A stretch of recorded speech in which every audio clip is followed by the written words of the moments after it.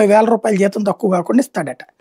30,000 కోట్ల రూపాయలు ఎక్కడి నుంచి వస్తాయి జీతాలు? ఏం చేసుకుంటాడు అంతమంది సిబ్బందిని పెట్టుకుని? నెంబర్ 1. ఇదివరకు మన కోదండరామ్ గారిని నేను ఇదే మొక్క తెలంగాణ ఉద్యమం ముందు అడిగా. జమినీది మనకి రీచ్ తక్కువ ఉండటం వల్ల అది ఫోకస్ కాలేదు, కానీ అప్పుడు ఆయన అదే చెప్పాడు, లేదు లేదు మేము అసలు అట్లాంటి హామీ ఏమీ లేదు అన్నాడు.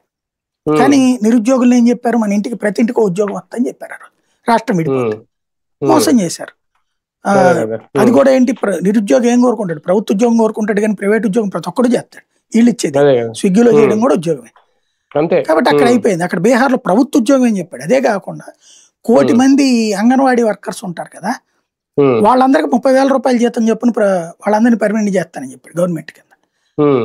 అంటే వాళ్ళు ఒక 30,000 కోట్లు ఇవ్వాలి, ఇది ఒక 30,000 కోట్లు, అంటే 60,000 కోట్లు ఏది ఒకటి జీతాలకి. నెలకి 60,000 కోట్ల రూపాయలు చెప్పున ఏడు నుంచి పట్టుకొస్తాడు? కొద్ది కామన్ సెన్స్ ఉంటే పనికి వస్తుంది. సరిగ్గా అవతలోడు ఆర్గ్యూ చేస్తున్నట్టు లేరు. జీతం కదా లెక్క. 1 కోటి మంది మహిళలకు 30,000 ఇస్తాను.